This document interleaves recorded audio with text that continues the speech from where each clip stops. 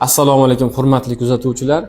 Mana bugungi bemorlarning ko'rigidan keyin ozgina sizlarga ma'lumot berib o'tmoqchiman. Sanatoriyamiz Koinot Kavsari olami.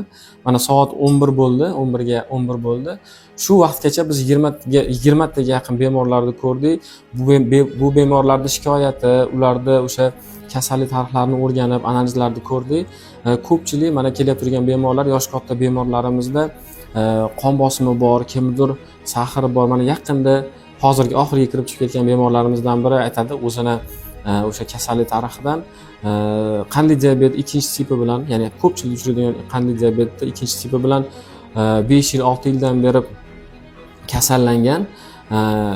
Hozir bilamiz reklamada ko'pchilik fitna choylarni, giyohlarni tavsiya qilganda o'zini yaqin insoni, ya'ni singlisi ichib ko'ring degan. Xolamiz nima qilgan? Choyni olgan, natija bergan. Men umuman unga e'tiroz qilmayman. Albatta biodobavkalarda, choylarda, giyohlarda foydasi bor.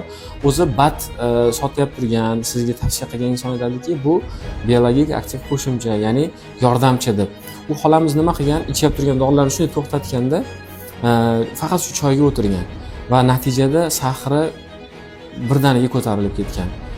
Tez tibbiy yordam chaqirgan, o'sha muolajalarni olgan va hozirgi kunda yana qaytadan o'sha dorilarni doimiy ravishda qabul qilib kelmoqda.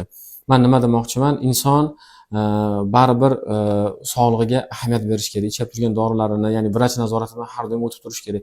Hozir mana bizga keldi, sanatoriyamizdagi bor muolajalar, ya'ni xolamizga kerak bo'lgan fizlicheniyalar, servodorodli suvlarni yozib, qo'shimchasiga shu 5 kun dam oladimi, 1 hafta dam oladimi, biz o'zimiz tavsiya qilib kerakli dori-darmonlarni qo'shib berdik. Xudo xohlasa, bu bizda birinchi marotaba emas. Bunaqa kasallar oldin ham kelgan, natijasi 100% bilinadi. Siz o'zingiz sog'lig'ingizga e'tibor bermasangiz, boshqalarning reklamasi yoki kimdir tavsiyasiga quloq solib, shunchaki hayot tarzingizni o'zgartirib yubormang. Ya'ni dori-darmonlardan kechib yubormang. Bu juda ham muhim. Bu og'ir oqibatlarga olib keladi. Bizni sanatoriyamizga tashrif buyuring. Sizni qanaqadir kasalligingiz bo'lsa, nimadir qiynayib turgan bo'lsa yoki oddiy dam olmoqchi bo'lsangiz ham kelsangiz, Xudo xohlasa, sizni mukammal davolab o'sha yechim topamiz. Rahmat.